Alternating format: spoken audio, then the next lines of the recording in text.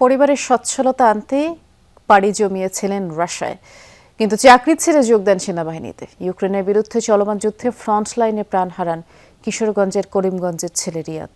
যুদ্ধে যোগদান আর মৃত্যুর সংবাদে শোকে স্তব্ধ পরিবার। এখন মৃত্যুর পর মরদেহেরও খোঁজ নেই। সংশ্লিষ্টদের সহযোগিতা কামনা করছে পরিবারটি। পরিবারের আদরের সদস্যকে হারিয়ে থামছে না স্বজনদের আহাজারি।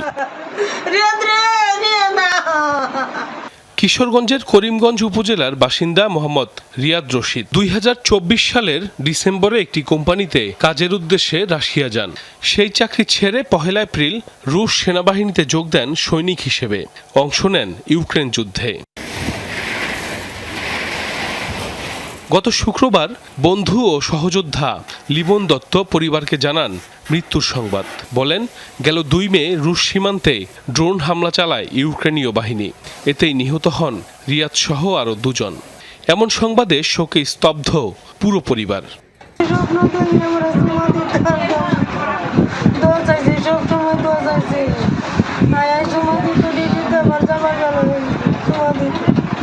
করিমগঞ্জের মাঝিরকোনা গ্রামের বাসিন্দা এবং সাবেক স্কুল শিক্ষক আব্দুর রশিদের ৫ সন্তানের মধ্যে চতুর্থ রিয়াদ।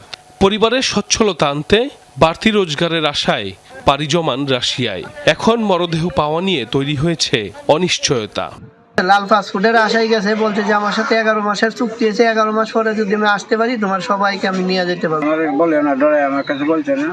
পরে জানলাম আমার অন্য ছেলেদের মাধ্যমে দেশের সেনাবাহিনীতে গেছে। বাংলাদেশ সরকারের কাছে আমার অনুরোধ, যে কোনো মূল্যে বা যে কোনোভাবে আমার ছেলের লাশটা যেন আমি ফেরত পাই এবং দাবি পালন করতে পারি।